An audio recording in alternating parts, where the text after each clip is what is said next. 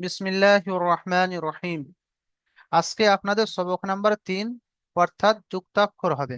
ইতিপূর্বে আমরা সবক নাম্বার 1 আর 2-এ পৃথক পৃথক অক্ষর পড়েছিলাম। তো এখান থেকে আমরা সবক নাম্বার 3-এ যুক্তাক্ষর অর্থাৎ এই পৃথক পৃথক অক্ষর যখন অন্য অক্ষরের সঙ্গে মিলিত হবে তার লেখার রূপ কেমন হবে, ধরন কেমন হবে। যেমন আমরা দেখেন ইংরাজিতে আলিফ পড়ে থাকি, ইয়ে পড়ে থাকি, একে আমরা এ পড়লাম, বি পড়লাম। কিন্তু যখন একে আমরা মিলিয়ে লিখে অন্য কোনো অক্ষরের সাথে টানা লিখতে চাই, সেক্ষেত্রে ছোট অক্ষরে এইভাবে দিয়ে দিই, এই, তা বি আপনার এইভাবে দিয়ে, লেখার ধরন একটু পাল্টে যায়। যে সম্পূর্ণ ইয়ে দিয়ে দিলে এভাবে লিখলে অন্য অক্ষরের সঙ্গে মিলানো যায় না, ঠিক এখানে এরকম শেখানো হবে যে যে আপনার আলিফ বা তা সা যখন অন্য অক্ষরের সঙ্গে মিলিয়ে পড়া হবে সেক্ষেত্রে এর রূপ কেমন হবে, বা এই আলিফ বা যদি মাঝখানে আসে তাহলে এর আকৃতি কেমন হবে, রূপ কেমন হবে, এ বিষয়ে আজকে এখানে পড়ানো হবে। তো দেখেন যে আলিফ আমরা পড়েছি, আলিফ পড়েছি, যে আলিফ কত রকম ভাবে কোরআন শরীফে লেখা রয়েছে তার একটা ধারণা এখানে দেওয়া আছে। দেখেন,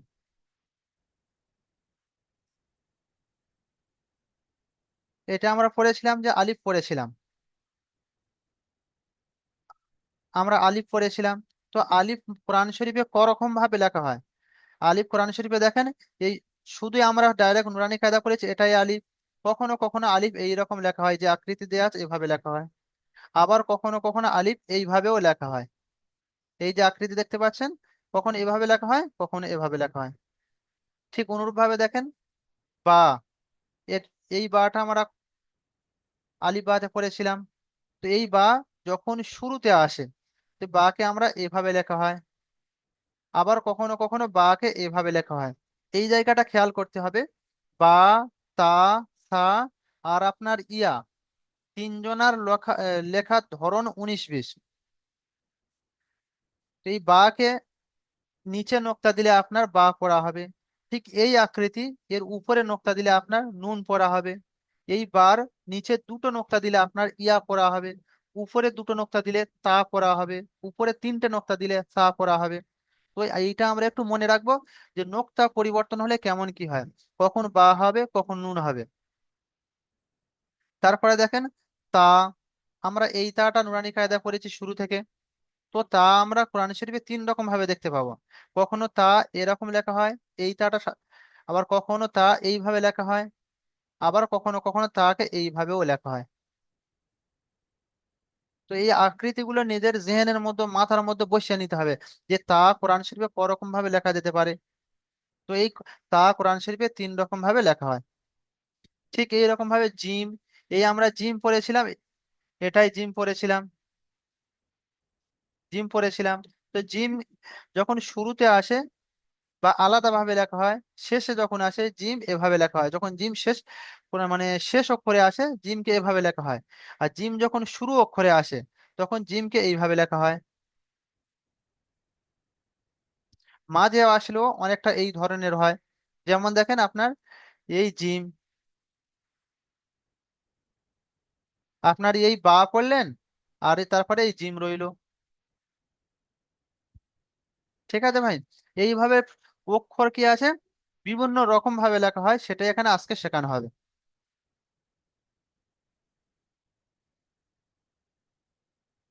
দেখেন আলিফ, যেমন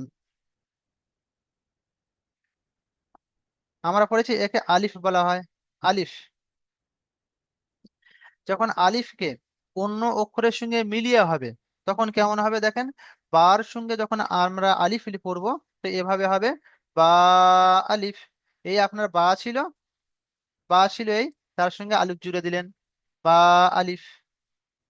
এই বা আলিফকে আমরা যদি নিচে দুটো নোক্তা দিয়ে দিই তাহলে হবে ইয়া, আলিফ। যদি উপরে আমরা একটা নোক্তা দিই তাহলে হবে নুন, আলিফ।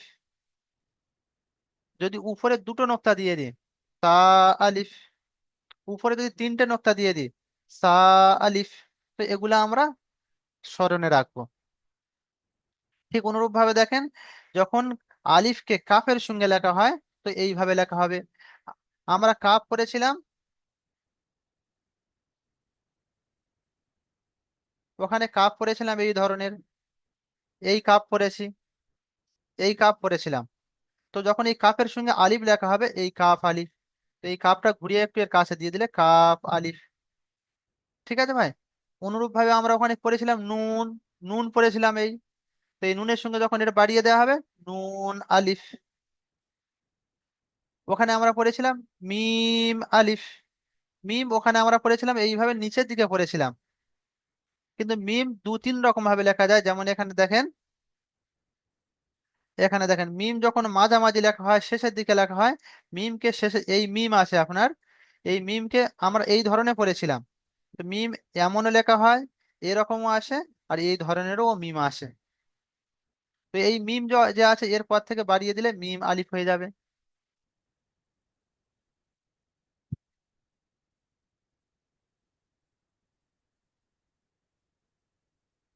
দেখেন মিম আলিফ, লাম আলিফ। ওখানে যে আপনার আলিফ দেখানো হয়েছিল যে আলিফ তিন ধরনের আসে, তো এই দেখেন এটা হচ্ছে, এটা হচ্ছে আপনার লাম, আর এই হচ্ছে আলিফ, লাম আলিফ। তাহলে আলিফ শেষ হলো। এবারে দেখেন বা, বা সাধারণত আমরা এই পড়েছি, বাকে যখন মাঝে লেখা হবে কেমন ভাবে লেখা হবে, এই রইলো আপনার কাফ, কাফ হলো, তারপরে আপনার বা, তারপরে দিলে আপনার তা,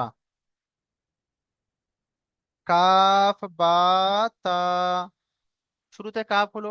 তারপরে কি আছে দেখেন, শসা দিয়ে আপনার নিচে এক নোক্তা আছে, নিচে একটা নোক্তা, মানে এটা একদম সম্পূর্ণ মুখস্থ করতে হবে যে নিচে একটা নোক্তা থাকলে বা হবে। এই একই অক্ষরের উপরে যদি আমরা কি আছে আরো একটা নোক্তা দিয়ে দিই, তাহলে কাপ ইয়া হবে।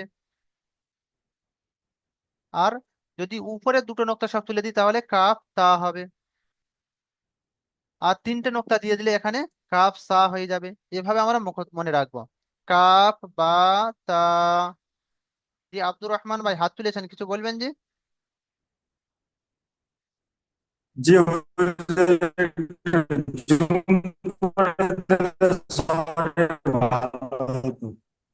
যে আপনার আওয়াজ সাউন্ড মানে একটুও বুঝতে পারলাম না যে কি বলতে চাচ্ছেন। আচ্ছা দেখেন সবক জুম দেখ, করে দিলে ভালো হতো বুঝি। আচ্ছা জুম করে দেবো তাই তো। জি জি। ঠিক আছে জি।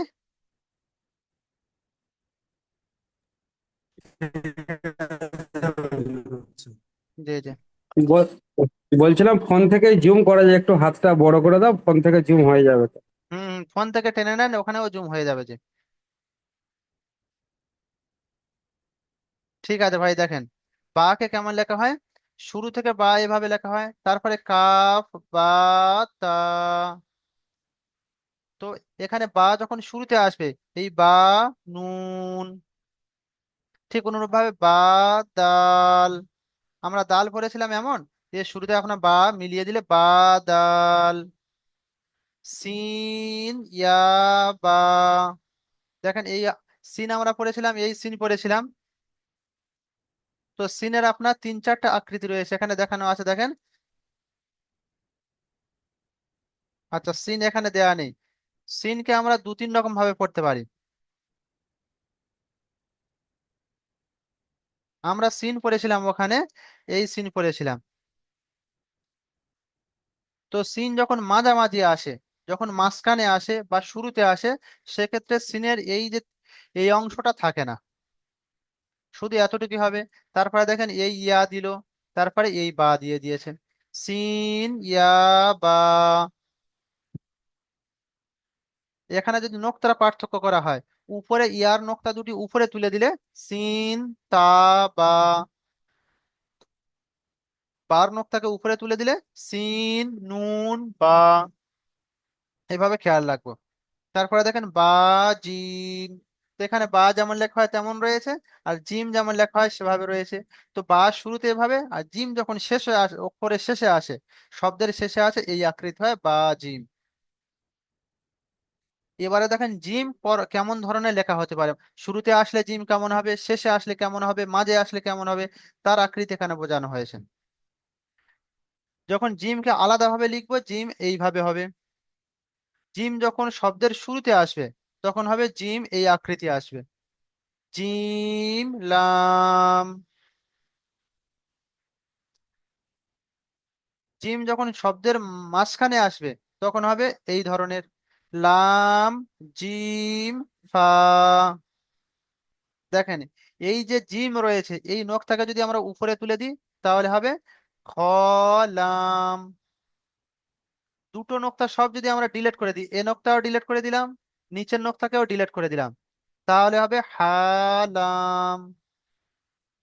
শুধু নকতা, জিম হা খা নকতার পার্থক্য। তো আমরা পুরো নকতা খালি করে দিলে হয়ে যাবে হালাম, উপরের নকতা রাখলে হবে জিম। উপরে যদি আমরা নকতা রাখি তাহলে হবে খলাম, আর নিচের নকতা থাকলে হবে জিম লাম। ঠিক অনুরূপ ভাবে এখানে জিম যখন মাঝখানে আসবে হবে লাম, জিম, ফা। এখানেও একই সেম একই, এখানে উপরে নোক্তা দিলে আপনার হবে জিম, খ, ফা। নিচে নোক্তা দিলে হবে জি, লাম, লাম, খ, ফা। নিচে নোক্তা দিলে হবে লাম, জিম, ফা। আর দুদিক থেকে নোক্তা তুলে নিলে হবে লাম, হা, ফা। এখানে দেখেন, শুরু থেকে জিম দিয়েছে, শেষে খ দিয়েছে। জিম, খ, জিম, সা, সিন, জিম। তারপরে দেখেন ভাই, সিন যখন পৃথক ভাবে লেখা হবে সেক্ষেত্রে এইরকম লেখা হবে, সিন, শিন। তো সিন আর শিন দুজনের আকৃতি সম্পূর্ণ তো একই, শুধু নোক্তার পার্থক্য।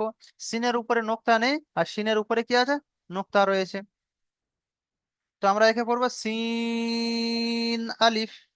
এখানে দেখেন, এই আপনার সিন এইভাবে লেখা হতো, যখন মিলিয়ে লেখা হবে তো এখানে এই এই অংশটা আর লেখা হবে না, সিন। তারপর এই অংশটা হচ্ছে আলিফ, সিন আলিফ। ঠিক অনুরূপে শিন, লাম, সিন, জিম, নুন, সিন, সদ, বা।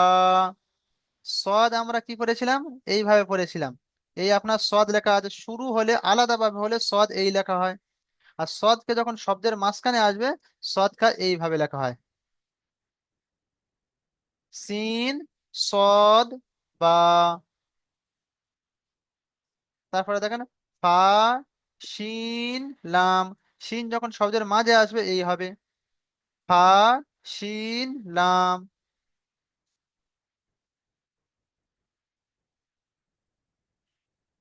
তারপরে দেখেন সদ, বদ। যখন পৃথক ভাবে লেখা হবে সদ, বদ। এই সদ দদ যখন অন্য অক্ষরের সঙ্গে মিলানো হবে, সদ শুরুতে আসলে এভাবে হয়, সদ, কফ, বদ, কাফ, বদ, ইয়া। তো আমরা জদ এই পড়েছিলাম, আর এর সঙ্গে মিলিয়ে দিয়ে হলো ইয়া, জদ, ইয়া। সদ পড়েছিলাম এই, এখান থেকে মিম বাড়িয়ে দিলে সদ, মিম, লাম, সদ, তা।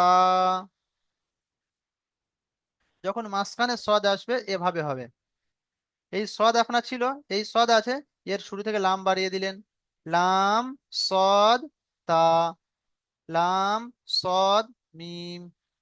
ঠিক আছে ভাই, এইভাবে আমরা প্র্যাকটিস সম্পূর্ণ এই প্রথম দিকে যে সবকগুলো আমরা পড়ছি এগুলো হচ্ছে পুরো কিতাবের মেন মগজ হচ্ছে।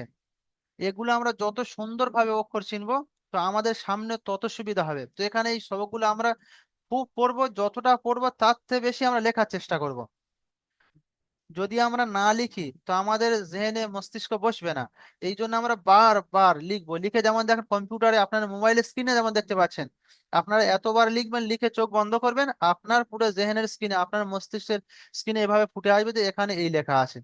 যদি এভাবে ফুটে আসে তাহলে সামনে গিয়ে আমাদের খুব সহজ হয়ে যাবে। দেখেন ভাই, এখানে যুক্তাক্ষরের সাথে মিলিত অক্ষরের আকৃতি।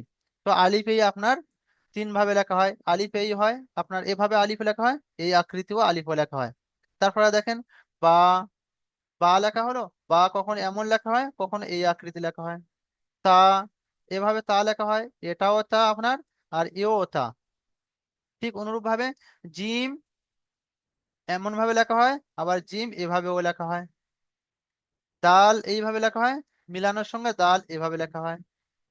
আইন, এটা হচ্ছে আপনার আইন দেয়া আছে, আমরা যে পড়েছি আইন পড়েছি, সেই আইন এই দেয়া রয়েছে। আইনকে কখনো এমন লেখা হয়, শব্দের শেষে আসলে এভাবে লেখা হয়, শব্দ কখনো কখনো এইভাবে লেখা হয়, আর কখনো কখনো এই লেখা হয়।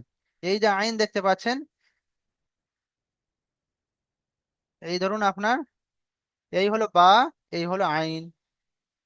এই আইনটা দেওয়া হয়েছে, এখানে নোক্তা দিলে আপনার বা আইন হয়ে যাবে, এখানে নোক্তা দিলে নুন আইন হয়ে যাবে, এখানে একটু দিয়ে এই শসা দিয়ে বা হলো আইন হলো। ঠিক আবার আইন যখন শব্দের মাঝখানে আসবে, সেক্ষেত্রে আইনকে এভাবে লেখা হয়, শব্দের যখন মাঝখানে আসবে এই বা দিলেন, এই আইন দিলেন, আর এই আমরা কাপ দিলাম।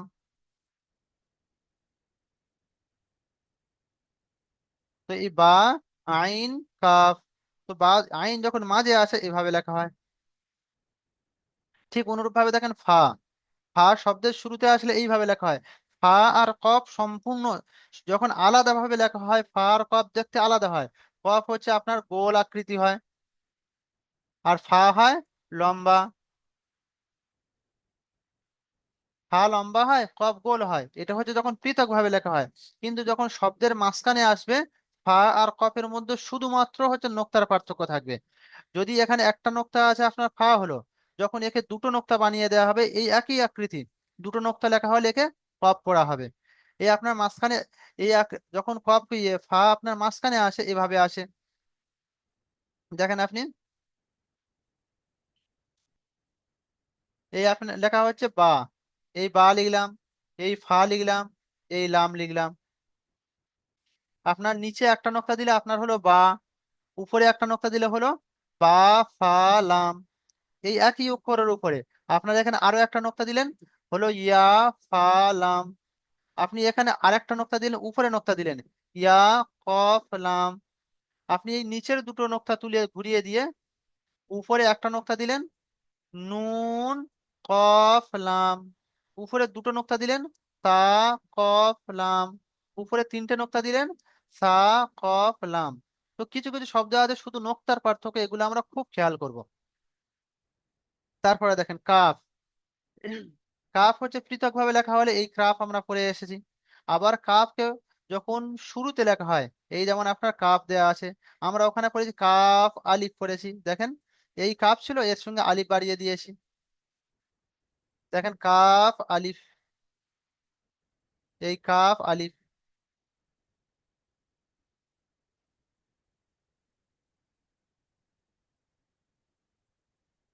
লাম যখন পড়বে, লাম এই আছে আপনার পৃথক ভাবে লেখা হলে লাম এই লেখা হলো। কখনো কখনো লামকে এভাবে লেখা হয়, তো এখানে আলিফ দিয়ে দিলে লাম আলিফ, আমরা যেমন উপরে দেখলাম। ঠিক আবার কখনো কখনো লাম এইভাবেও লেখা হয়। ঠিক অনুরূপভাবে মিম এই আকৃতি হয়, আবার এরকম লেখা হয়, এভাবেও লেখা হয়। এর এই আকৃতি সাধারণত মিমের শেষ অক্ষর এভাবে আসে, যখন শব্দের শেষে মিম লেখা হয় এই আকৃতিটা আসে। অনুরূপভাবে দেখেন নুন, নুন আর বা সম্পূর্ণ একই রকম, আপনারা দেখেন খেয়াল করেন,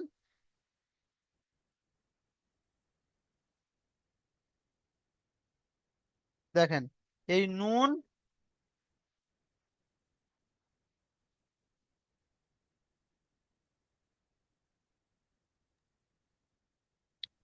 খালি শুধু একটাই তফাৎ, বায়ের নিচে আর নুনের উপরে। যে দেখেন নুন, আপনার নুন, বা, ইয়া, তা, সা, পাঁচটা অক্ষরের আকৃতি সম্পূর্ণ একই। বা, তা, সা, নুন, ইয়া, এই যে লেখা দেখছেন সম্পূর্ণ একই হবে। আপনার শুধু নোক্তার পার্থক্য হবে, দেখেন এখানে আপনার এই বা রয়েছে, বা এর নিচে আর একটা নোক্তা দিয়ে দেন, হবে ইয়া। আপনার এই বা রয়েছে, এখানে আরেকটা নোক্তা দেন, হয়ে যাবে আপনার ইয়া। উপরে দুটো নোক্তা দেন, হয়ে যাবে তা। উপরে তিনটে নোক্তা দেন, হয়ে যাবে সা। উপরে একটা নোক্তা থাকলে তখন হয়ে যাবে আপনার নুন। ঠিক এখানেও এই যে আকৃতি রয়েছে এর উপরে আরো একটা একটা রয়েছে, আর একটা নোক্তা দিলে হয়ে যাবে ইয়া। দুটো নোক্তা উপরে দিলে হয়ে যাবে আপনার তা। তিনটে অক্ষর নোক্তা থাকলে হয়ে যাবে সা। আকৃতি এই থাকবে, শুধু নোক্তার পার্থক্য হবে। দেখেন আপনার বা যেমন দেখতে, নুন সম্পূর্ণ একই রকম দেখতে, শুধু বায়ের নোক্তাগুলো নিচে হয়েছে আর নুনের নোক্তাগুলো উপরে রয়েছে। ঠিক তা সা এই ধরনের হবে। এবারে দেখেন আমরা পড়েছিলাম হা, এই আকৃতি পড়েছিলাম। তো হা কে কখনো কখনো এভাবে লেখা হয়, কখনো কখনো এই আকৃতি হয়, আবার কখনো এটা হয়।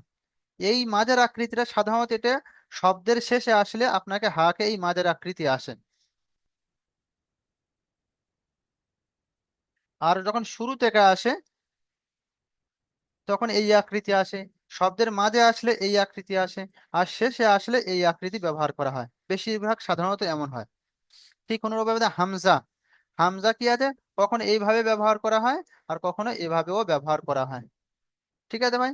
আর দেখেন ইয়া, দেখেন আপনারা এই খেয়াল করেন নুন, নুন, বা, আপনাদের যে কথা বললাম বা আর ইয়া, দেখেন সম্পূর্ণ একই রকম, শুধু এই জায়গাটা খেয়াল করেন, দেখেন এই তিনটে জায়গা সম্পূর্ণ একই, শুধু নোক্তার পার্থক্য। তো এখন বা, তা, সা, নুন, ইয়া, তিনজনের ধরন সম্পূর্ণ একই, শুধুমাত্র আপনার নোক্তার পার্থক্য হবে। ঠিক আছে ভাই।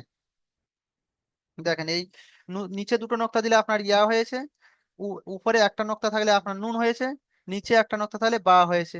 ঠিক এরকম উপরে দুটো থাকলে তা হবে, তিনটে থাকলে সা হবে। এইভাবে আমরা পড়বো।